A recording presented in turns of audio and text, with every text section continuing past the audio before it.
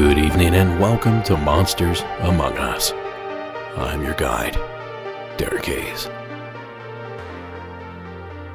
What a pleasure it is to be back with you here this evening. It's the new year. Winter is settling in and all the festivities are now behind us. The perfect time to share some spooky stories. And oh boy, do I have some good ones slated for this evening. Stories of mimicry, small creatures, feral humans, strange objects in the sky, and even a visit from 3 mysterious men. But more on all that here in a bit. First, I quickly want to say, as of right now, we are safe from all the fires here in Southern California. But the same can't be said for many, many others here in SoCal. So before we move on, I just want to say that our thoughts are with everyone battling the flames. And here's to calmer skies tomorrow. But for now, let's kick off this evening. And we begin here in my state of California. Please join me in welcoming Rod to tonight's program. Hey Derek, my name is Rod. I'm calling from Southern California.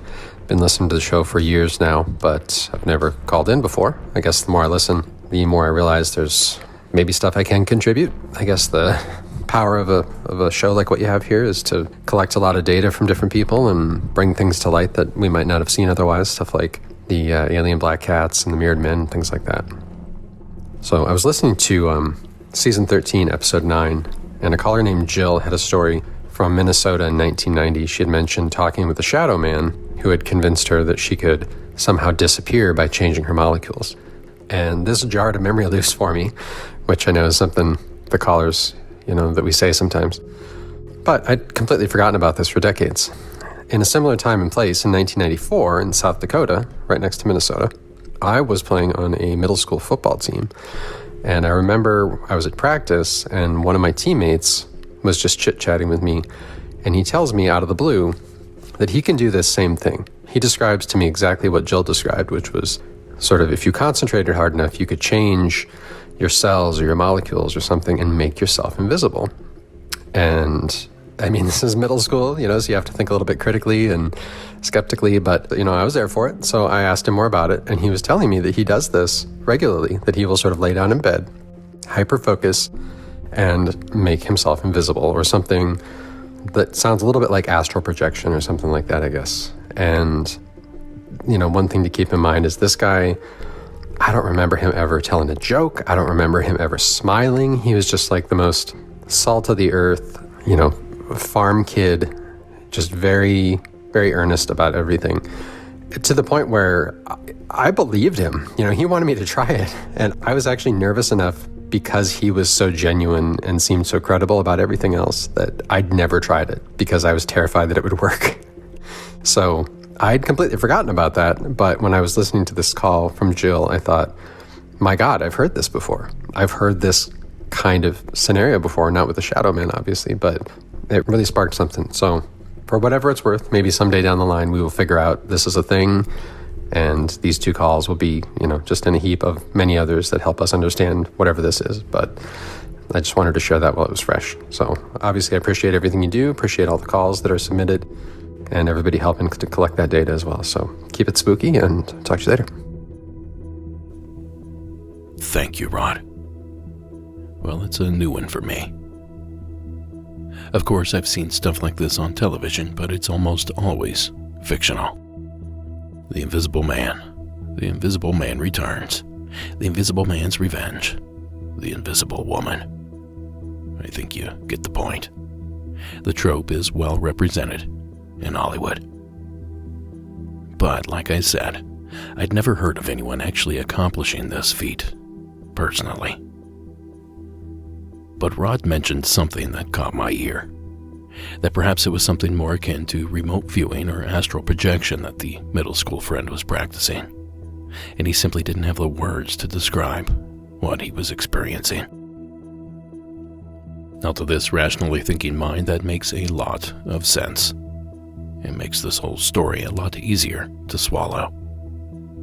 Now, I can't say for certainty because much of the evidence has been hidden from us, but I do believe both remote viewing and astral projection are real experiences some human beings are capable of.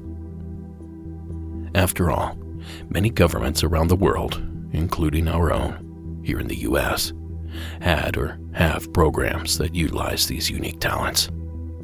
The CIA had a group of crackshot remote viewers that worked on a project called Project Stargate. Heavy hitters in the field were involved. Russell Targ, Uri Geller, Ingo Swann. And believe it or not, the CIA actually owns up to supporting Project Stargate, but still to this day remains adamant that they uncovered little to no evidence that either psychic power is possible. However, they did fund research on the subject from 1972 all the way up to 2003, so they devoted 31 years to something they claim never worked in the first place. Now, I know the government is awfully wasteful, but how dumb do they think we are? Now, I have no doubt that this research continues to this day, though it's now behind closed doors, which circles me back to Rod's friend.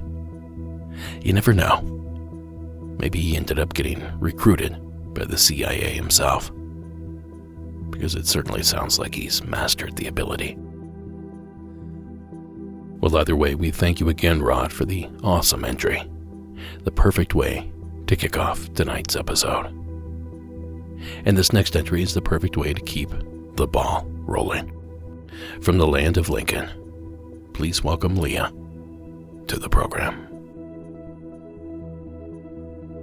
Hi, my name is Leah, and I'm from the northern suburbs of Chicago. This happened in June of 2018, and I was with my two friends, and we went to a forest preserve, and we spotted a feral child who was following us, and he looked to be about our age, which was 17 at the time, and we got a really weird vibe. He was wearing long pants, a long gray coat, he had longish hair, and I think was wearing slides or was barefoot, and we had never seen him there before. And there's a main trail that you use to walk around, and he was following us on it. So we walked. There's like a river cutting the forest preserve down the middle. We eventually made our way to that so he wouldn't follow us anymore. And we stood in the water for a few minutes, and he started pacing back and forth along the trail, and we could see him walking through the trees. And we got really, really freaked out and continued to walk around along the water line until we could reach a part of the trail where we could run straight out. And once we exited the water, he was to the side of us running in the forest. And eventually, like right before we got to our car, we saw him standing on the trail. We looked back and saw him standing there, and he turned his face away really quickly, which was strange. And then we kept walking, and about 2 seconds later, I turned around again, and he was gone. So yeah, I hope this was intriguing. We've never seen him again since we've been there. And yeah, I'm a new listener, but I love your podcast so far. I'm very excited to keep listening. Take care. Bye. Thank you, Leah. Now, this is a legend I've heard come out of Shenandoah National Park and the Smoky Mountains National Park, but never from the state of Illinois. That said, the southern reaches of that state are pretty wild still. So if there were folks living off-grid and off the land down that way, I certainly wouldn't be surprised. Now, the question that I have, and I'm sure many of you share the same query: how much danger did this young man present if he was part of a feral or uncivilized clan? After all, who's to say if feral folk have the same morals and ethics that we do? Who's to say if they follow the same rules? And who's to say what they might be capable of? Or perhaps they're just out there minding their own business, away from the crowds and away from the nonsense. I can tell you that the older I get, the more appealing that sounds to me. So I certainly don't blame anyone for wanting to disappear. But whatever the explanation is, we can't thank you enough, Leah, for taking time to tell us all about it. Thanks again for calling in. Now, folks, I have to take a quick break, but when I return, I have all sorts of weirdness to share here with you. So don't go anywhere. Maybe you have back pain or pain. He's missed the last 2 games. None dare call it treatment. Nadie quiere llamarle Good to moderates. Good to moderates. Now, we hear a lot of UFO stories here on the program. Odd craft in the sky, strange objects hovering overhead, and unusual lights zipping through the stars. But most of those encounters are from the same perspective, the civilian perspective. But this next call deviates a bit from the norm, because this time the reporting party is part of the most elite human military on the planet. Please welcome the following anonymous caller from parts unknown. Hey man, my buddy is a big fan and he told me to call in my story. I was in the Navy and I worked in it's called Combat Information Center. And I look at radars and track ships. I would have, comms with the lookout up on the bridge. And it's about 3 o'clock in the morning and, we're all tired. We're trying to stay awake. So we're, talking, passing the time. And my starboard lookout asked me if I have an air contact, down this bearing. So I check. I don't have anything. So I just keep looking. Nothing's popping up. So I go back out to him. Like, hey, I ain't got nothing. And then my port lookout is talking. He goes, I see a plane. And I was like, well, I don't see anything, man. By the time I said that, he asked me, he goes, what kind of plane has headlights? And I said, what? What do you mean headlights? They have running lights, but no headlights. And then by the time I got done saying that, they just both start losing their minds. I couldn't hear anything. I didn't feel the ship rock or anything. But they start screaming and hollering that it buzzed over us. And at the console I sit at, there's a little green screen at the top. It'll tell you the statuses of like the equipment and, all that, whether it's up, down, degraded, offline, that kind of stuff. We also have an alarm panel on one of the walls that's connected to another room that if, an alarm gets triggered, it'll sound off in combat so we can go, see what it is. And when that thing flew over us, everything on my crow just went down. And every alarm on that wall went off. So you got like 15 alarms, all making different sounds, and everything just went down. And it was down for about maybe 30 seconds to 45 seconds, and it all just kicked back on, no problem. I knew I wasn't crazy, that it was a coincidence. So we get off watch, and I head down to berthing, and I'm talking to them, like what was it? What did you see? And they were like, it looked like a plane. It wasn't moving crazy fast. And then all of a sudden, we see these like headlights shooting out from the front of it. And then we're looking at it, and it just goes supersonic, man. It just buzzed right over us. Yeah, that's my story. Thank you, caller. And thanks to your friend for suggesting that you call in. I certainly see why they did so. And as amazing as this entry is, there's only one thought that stuck in my head. The ship was likely state of the art. All the bells and all the whistles. Which means it should have had cameras stationed to view all angles, including IR cameras, sound recording equipment. Plus, I'm sure the radar data is being recorded. So where is all that footage? Where is all that data? Well, as we learned over the past 5 or 10 years or so, it's out there, and it's slowly leaking its way to the general public. So what I'm getting at here, caller, is that maybe one day a video of your experience will be leaked or released to the public. And how incredible would it be if it does? Now, of course, if you happen to notice that that's the case, please call back and let us know. We would love to lay eyes on it. And thank you again for sharing.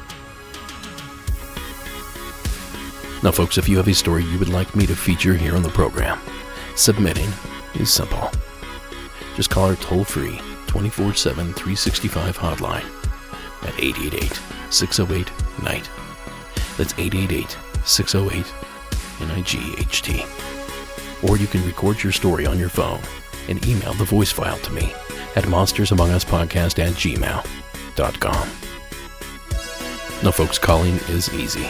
Follow the prompt, talk into the phone, and that's it. But there are a couple of simple rules that ensure your call will sound as good as it possibly can. There's nothing worse than a great story from a bad connection. And Lord knows I already have enough of those. So those rules are: call from a quiet room, put the dog outside, turn off the TV, leave the kids at the other end of the house. And especially don't call from a moving vehicle. Almost all of those calls are such poor quality that I simply can't use them.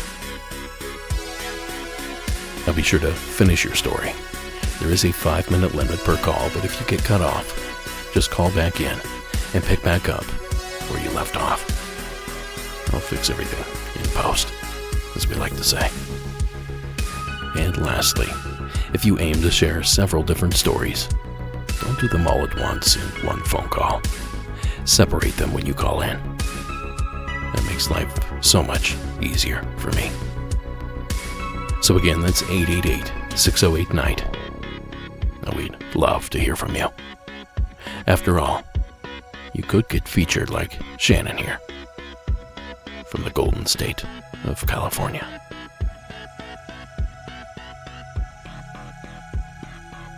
Hi, Derek. My name is Shannon. I am calling with my second, what I consider, ghost experience.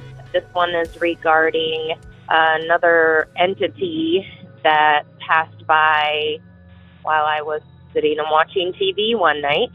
This was probably in 2003. I was living in Bailey, Colorado at the time. It was about, maybe 9 or 10 p.m. at night. My now ex-husband and I were sitting in what was considered our living room. Quick backstory, the house that we were living in was built in the 1800s. And at that time, it was considered the old town hall. There was also a very tiny church attached to the back half of this building. Like at the other side of the deck, there was a small church there. And pastors and nuns actually worked in what was now our house, but in that building, and they would have funerals and weddings and so forth in this building. So it definitely had some history, and it definitely sometimes would give off a very creepy vibe. So this particular night, like I said, it was around 9 or 10 p.m. I have no idea what the time of year was, but it was a very long room, and towards the right of it, there were 2 doorways, and those 2 doorways were coming from what was our dining room. And the doorway that was furthest away from us, as we're sitting there watching TV, to the right on the wall is another door into another room. Well, from the furthest doorway that was open in the living room, all of a sudden you can feel it and see it, this bright white floating entity that was definitely the shape of an adult, just calmly and quietly basically floated to the door that was on the wall of the TV that we were watching. And it just went into that room, and I just remember looking at my ex, and I was like, did you just see that? And he's like, I absolutely just saw that. And we just kind of looked at each other, and we're like, okay. And, you know, got up, decided to kind of check things. Nothing was off. There was nothing in that room. The room that it went into, we were using as like a changing room, which that room went off into a bathroom. We don't know the full history of the house, but obviously having funerals and weddings and whatever else might have happened in that building, there definitely had to be some kind of energy. So it was just super bizarre. Like I said, there was no negative energy. I just feel like it was just kind of like a ghost or whatever spirit was left from back in time. Very creepy, though, experience, because you don't ever expect to see something like that. But I just thought you guys would appreciate that and enjoy the story. Once again, I appreciate what you guys do. Totally love your podcast. And if I can think of any other things that have happened to me in the past, I will be happy to call and leave you a message. Have a great day. Thank you, Shannon. I don't know that I could imagine a better setup for a haunted house than your situation. The fact that it was a formal funeral home alone is enough to ensure that whatever you do in that home, you won't be doing it alone. Now, we have a long track record of sharing super spooky stories that share that exact same scenario. Someone turns a former funeral home into a house, and all hell breaks loose. Now, it certainly sounds like a creepy place to call home, Shannon. And I will say it takes some major bravery to live there. But we thank you for telling us all about it. Now, if you're a fan of small, unknown creatures, you're going to love this entry from Jack, all the way down in Australia. G'day Derek, my name's Jack. I am from Australia. I started listening to your podcast maybe halfway through 2022. It's a year and a half. And mate, I've just really enjoyed it. I love everyone's stories, they're awesome. Anyway, I've got a little story for you. That's when I was a lot younger. I lived in New South Wales. Anyway, when I was younger, I was visiting my granddad, my mother's father, in a place up on the north coast. And I would have been maybe 10 at the time. And one night, the place was just known to be a bit weird. Like, there were stories of a Yeti around, which is like an Australian version of Bigfoot, for people that haven't heard that term. So apparently there was one of them that lived in the area, and just a bit of a sus area. Anyway, I was asleep one night, and my sister, me, and my mum were all in the same room, and there was the lounge room beside it. The lounge room was in like the middle of the house, and all the bedrooms and bathroom were around it. Think of it as like a square. The middle was the living room, and all the other rooms were around it. Anyway, we're in one of the rooms, and I remember just looking in the direction of the door and seeing a light under it and thinking that was weird. But then I thought maybe my granddad was up watching TV late at night. He couldn't sleep or something. So I get up and I open the door, and in front of me, maybe like a metre away, is this little figure. It was probably like maybe 3 feet tall, like a metre. And I just remember its head being really pointy, like it was wearing a hat, but I couldn't see it super clearly because it had flashing lights on it that were super bright. And I kind of couldn't see behind them, they were so bright, but I could see the outline of this little figure. Yeah, like a pointy head, little body. It was like a mix between a robot and an elf. Yeah. Anyway, so I just got really scared, shut the door, turned the light on in the bedroom, And this is what made it kind of like a core, even more so of a core memory of mine. I just remember my mum getting super annoyed at me for turning the light on and getting into trouble for it the next day, waking her up during the night. And I was just trying to explain to her what I saw. So we both went out and opened the door. Nothing was there, obviously. But yeah, I just remember the time in the room. Like, it felt like time had slowed down, like it was going at a different pace, if that makes sense.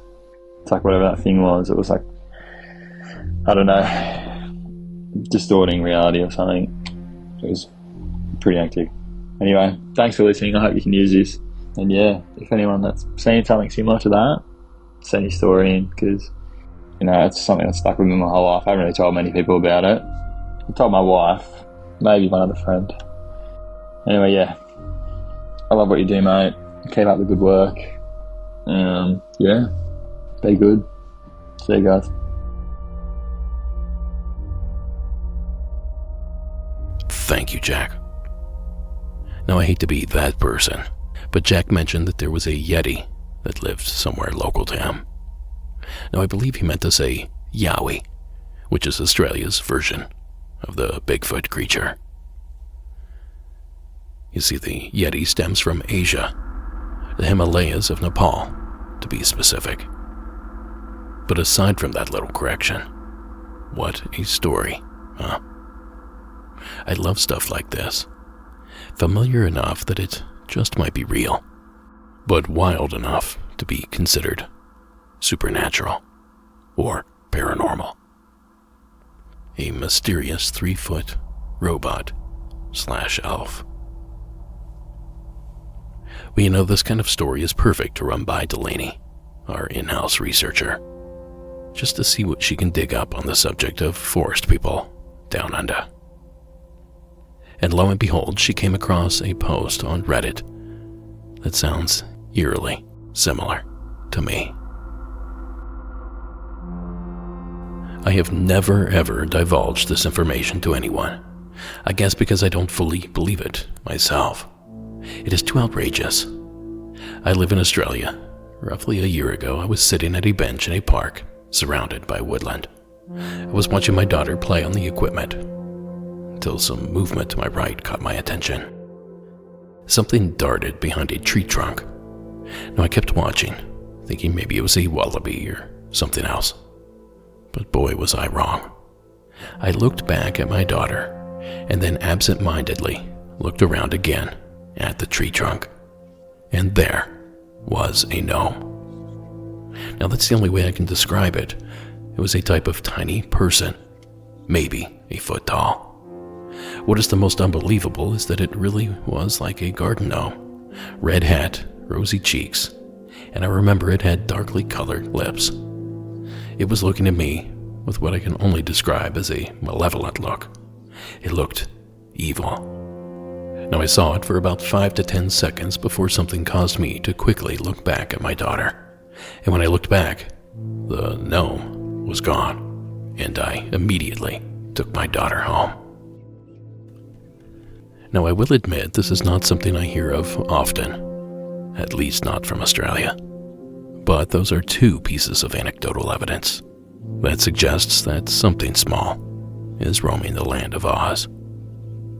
So thank you again, Jack, for sharing that wild encounter. It is daunting in itself. We're thinking of you. Onion mom gave you, that was passed down to her. But, oh, yeah, that... Now, how about another story about an unexplained aerial object? This time from the state of Florida. Stephanie, welcome to tonight's program.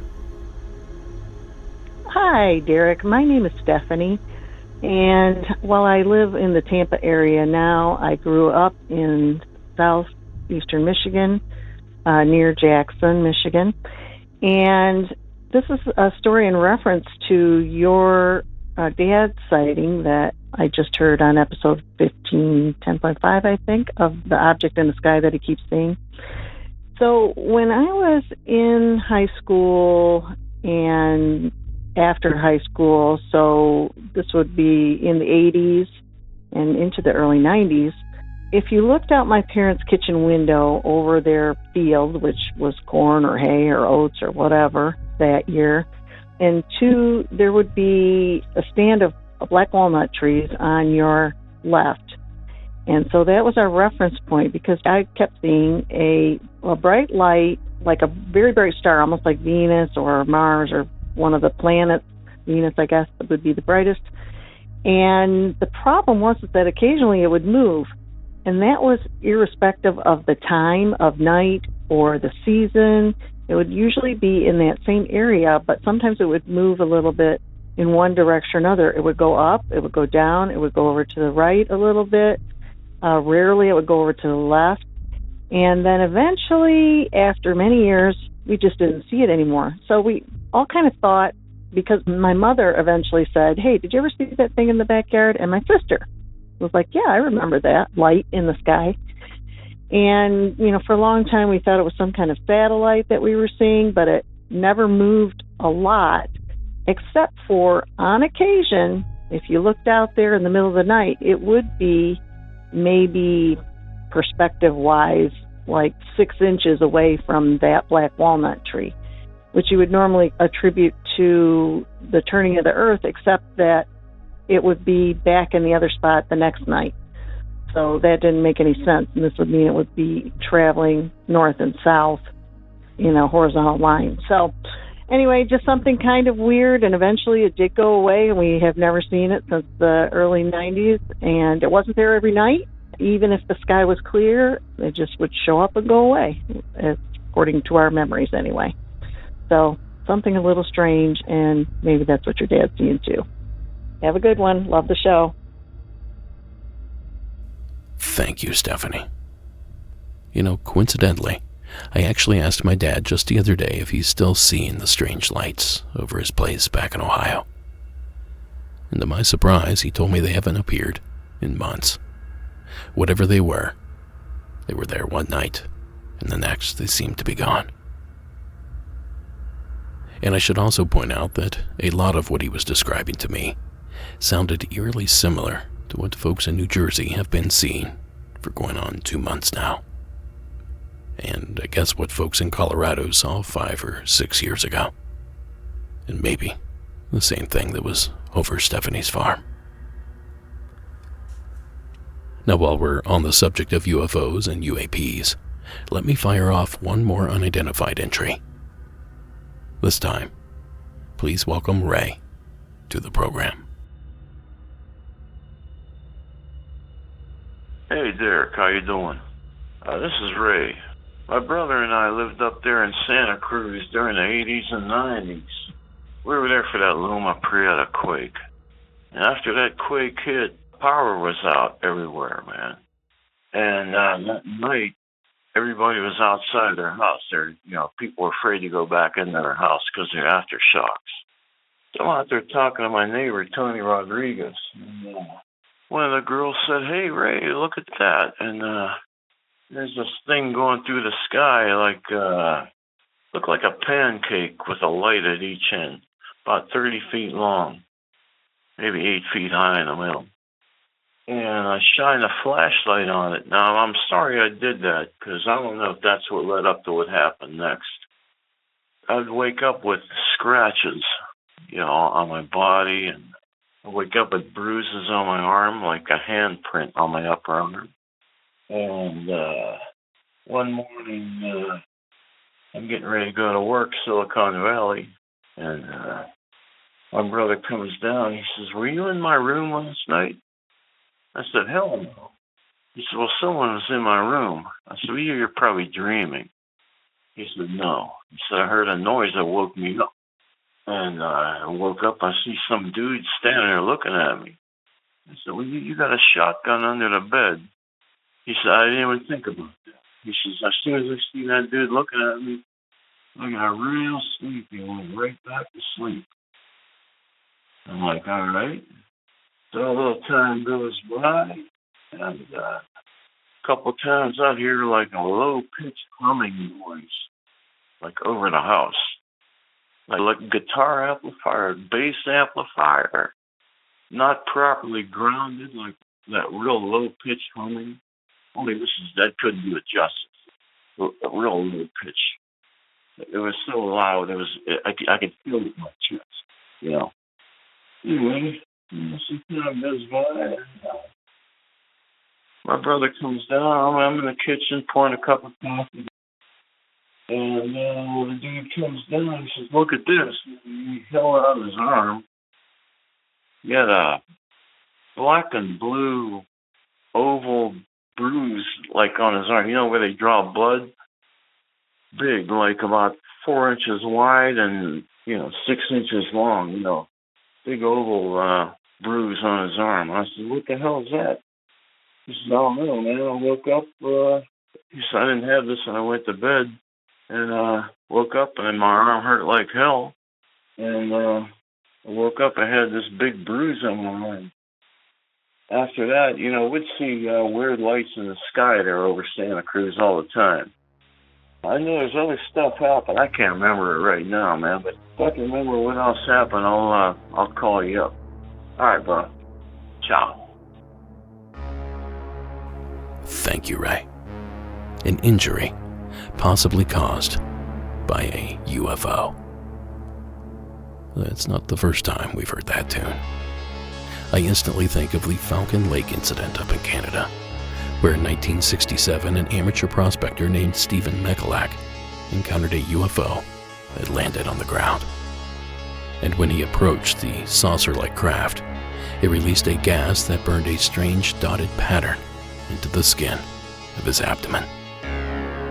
Or the Cash Landrum incident, a 1980 encounter that left two women, Vicki Landrum and Betty Cash, along with Vicki's grandson Colby, with severe symptoms that doctors called radiation poisoning, a side effect of a sighting that took place on a lonesome Texas highway.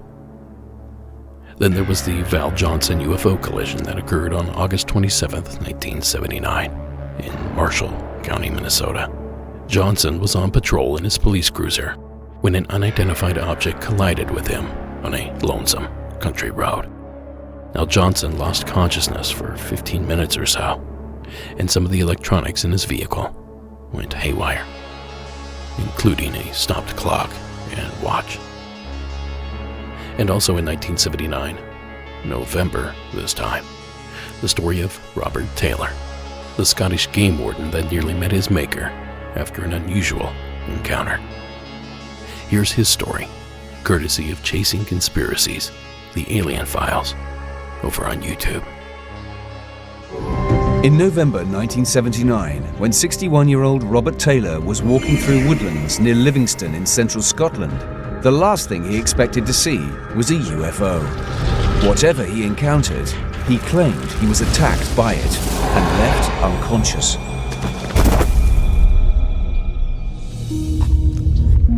According to Taylor's testimony, when he came to, the UFO was nowhere to be seen. But he claimed the air was full of a choking gas. In a daze, Taylor stumbled back to his house and called the police. When they arrived, they discovered the forestry worker battered and bruised with torn clothing. So there you go, Ray. There might just be something to your claims after all. Because if it's happened several times before, it certainly could happen again. Now, I can't solve your mystery, but I can tell you that you're not alone in experiencing it. Thank you again, Ray, for calling in. We overthink this stuff and say, well, you can do this. Let's go over towards the 605. Don't forget the 10 westbound. Yes, and door prices. Well, scour it through, find the best part, you can come back and buy it. If you've been thinking about improving your vision.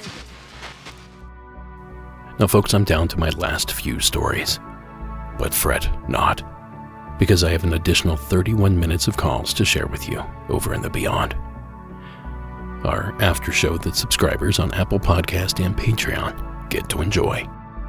Now, if you'd like to join us, and you can do so for free by taking advantage of their 7-day free trial, just visit patreon.com, search for Monsters Among Us, then join the $5 level. If you're listening from Apple Podcast, go to the bottom of our main page and smash that subscribe button. $5 a month there get you access to the same goodies as well. But before we venture back into the beyond, I have more thrills in store for you here on the main program. Like this entry from Alex in Parts Unknown. Hey Derek, this is Alex. I've been listening to the podcast for a bit now and been really enjoying it. I tend to lean more skeptical, I think. So one thing I've really enjoyed is how you always offer a couple of different, explanations for what things could be that people have seen or experienced. So I'm hoping that maybe you or another listener could maybe give a fresh perspective on my story, which is the only thing that's ever happened to me that I don't have a good explanation for. So this happened maybe 10, 12 years ago. I would have been about 15 or 16 at the time. I was living in Central Texas, and it was just an average day. I woke up sometime mid-morning and went out to the living room from my bedroom. And now just for some context, my bedroom was down the hall from the living room. And once you entered the living room, there was a couch facing away from the hallway. So if you're sitting on the couch, the entrance to the hall is directly behind you. So I get up, I go out to the living room, and my parents are on the couch, having coffee, reading, whatever. And I go up and say, good morning. And my dad looks up at me and he says, "Hey, did you come out here like half an hour ago or so?" And I'm like, "No, I just woke up." So then he explains to me that about 30 minutes previously, he heard my voice saying, "Hi, Dad." And he said hi back, without looking up from his book or newspaper or whatever. And after a couple seconds, he didn't get a response. So he looked up and I'm not there. And he's confused. And so he asked my mom, who's sitting right next to him, and she heard my voice too. And what's odder, I guess, is that it wasn't just me saying, "Hi, Dad." It was me saying hi, and then a fairly unique and very specific nickname that I had for my dad. And they both heard that exact phrase, but, of course, I wasn't there. And I said, "That's weird. I don't know." And we kind of all just brushed it off. There's not much to be said or done about it. I think it was one of those things where we're just like, "Oh, I'm sure there's an explanation." Then you kind of, like I said, just brush it off. But it did creep me out, of course. I thought about it a lot since then. I considered the possibility that I was sleepwalking, but I've never experienced sleepwalking before or since.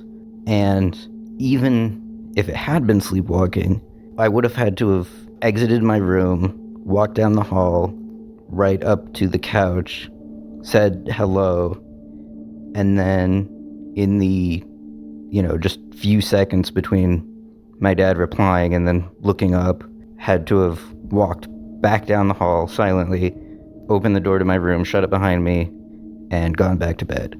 Which, just physically would have been almost impossible with the layout of the house.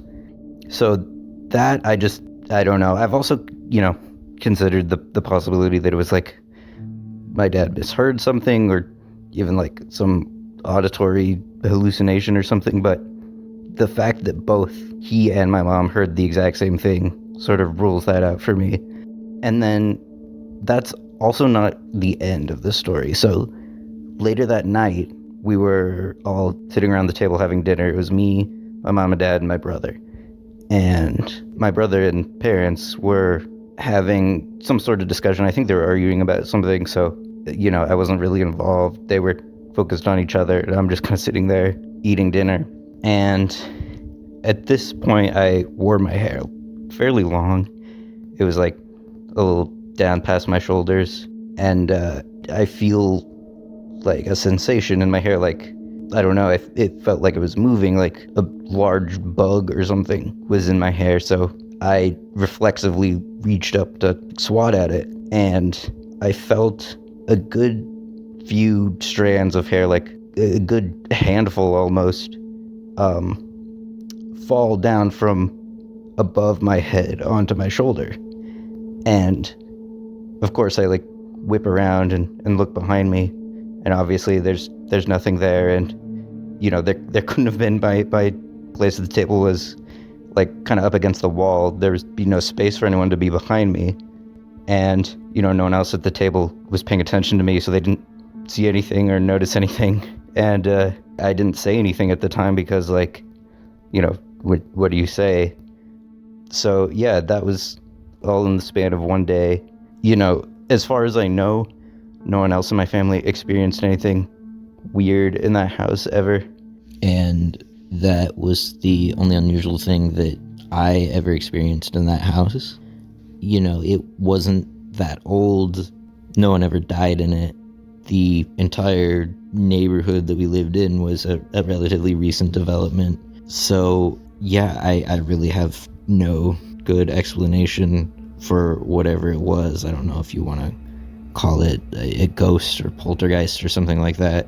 But, you know, it's just been on my mind since then, so would love to get some insights or hear about anyone else who may have experienced something similar. Anyway, keep up the good work on the podcast, Derek, and take it easy. Thank you, Alex. Okay, what was that? Perhaps a ghost mimicking Alex's voice? A time slip? Or did Alex's father encounter a future or past Alex somehow? Maybe the dad simply imagined all of this. And maybe he was drifting off to sleep and experienced a bout of exploding head syndrome. The sounds associated with exploding head syndrome also manifest by way of voices and tones as well. But like Alex said, both of his parents heard the sound, not just one of them.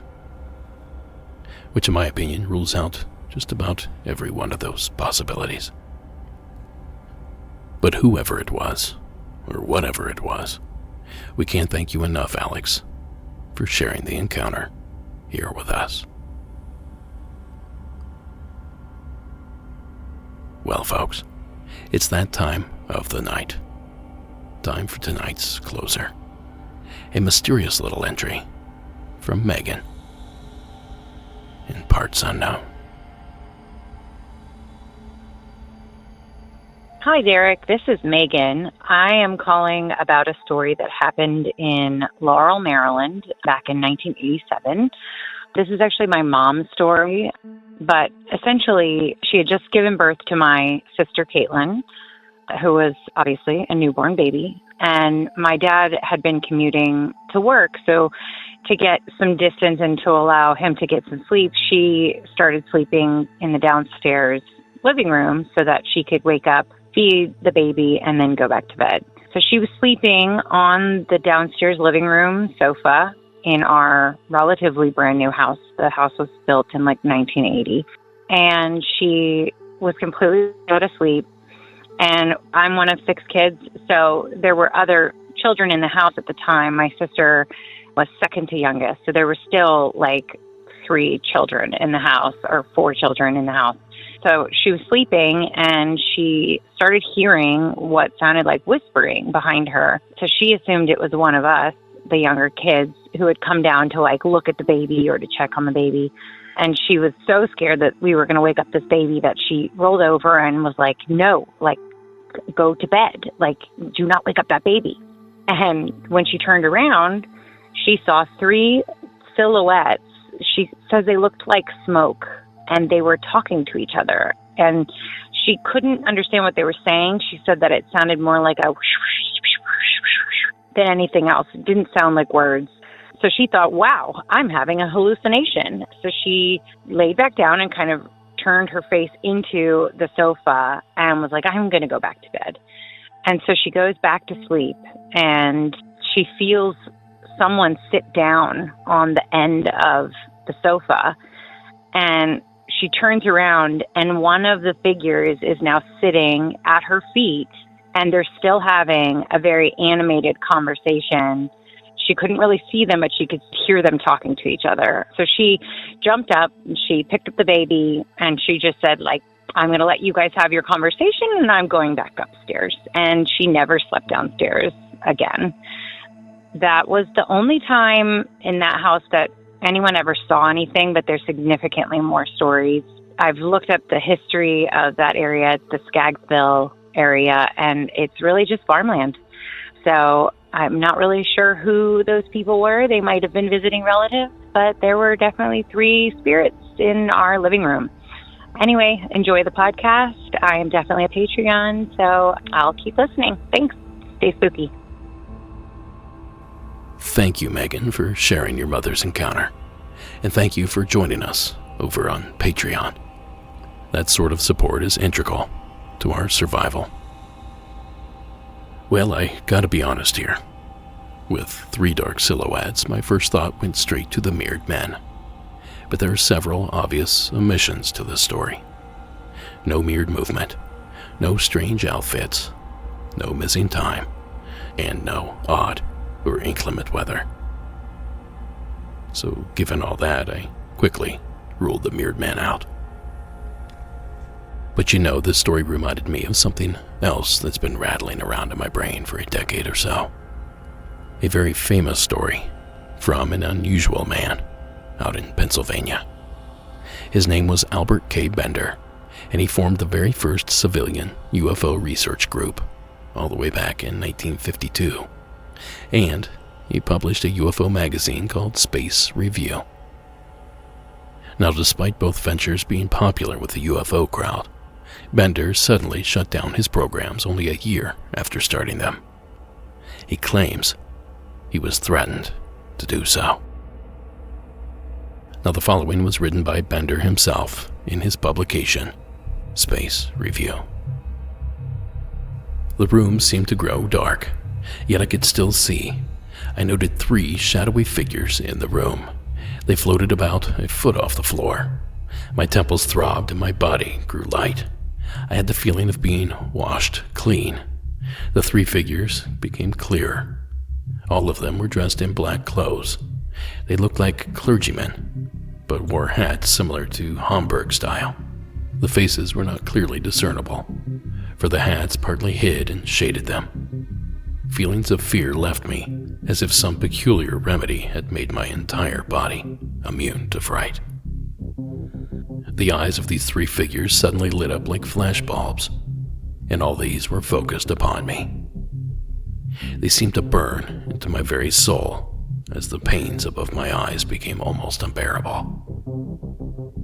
It was then I sensed that they were conveying a message to me by telepathy. Now, what messages were conveyed to Bender, you might be asking? Well, here to answer your question is Mr. Bender himself, from a recording made of one of his presentations all the way back in the 1950s. They did not speak, but I could understand the message they were conveying to me. It definitely was telepathic, and here's the message. You have dedicated yourself to the solution of the strange problem of unidentified objects in your atmosphere. Your interest is deep and sincere, and you have devoted many hours to it.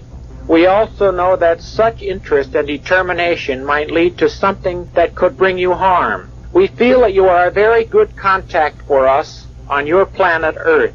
You are an average person, and we know that what we tell you and show you will not be believed by anyone you might tell. You are not a person of great renown on your planet, therefore we have nothing to fear at present.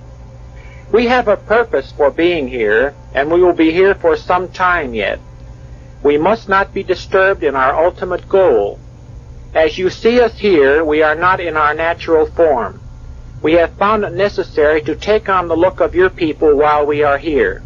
This is mainly used as a means of returning here without being detected by anyone. We have made numerous contacts with Earth by means of craft from our base, and at present we have craft hidden at a remote spot on your planet. We have found it necessary to go to great extremes at times to frighten off your Earth people, and it has resulted in some deaths. We also found it necessary to carry off Earth people to use their bodies to disguise our own.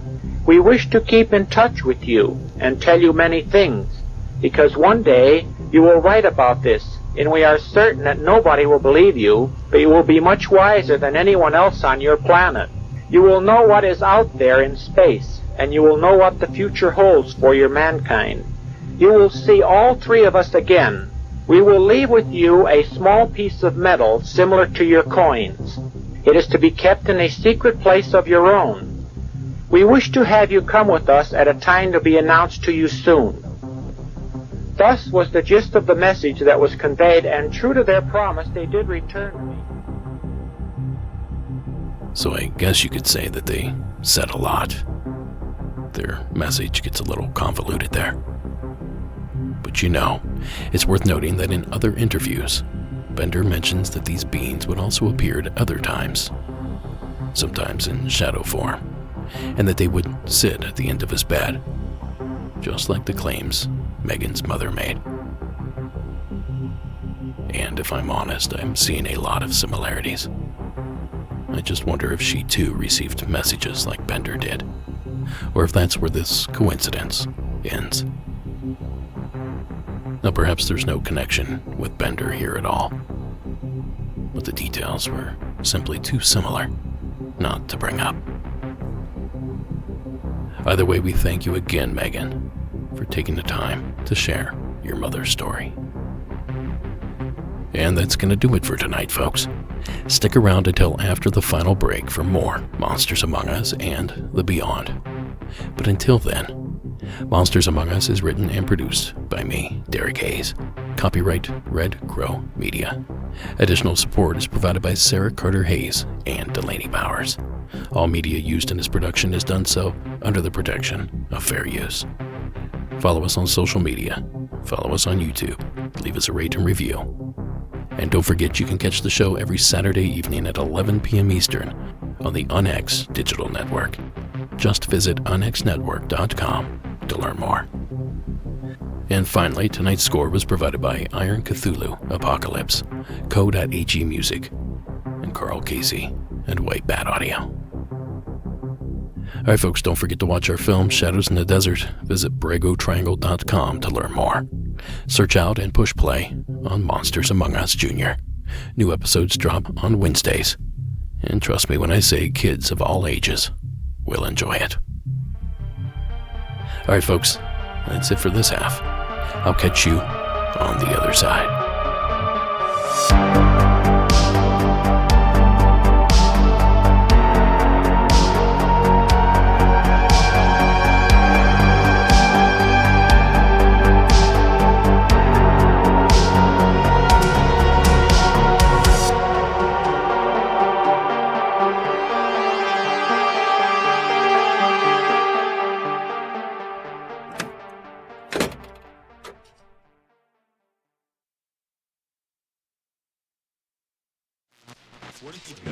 We are right choice for talk night. Live from Los Angeles.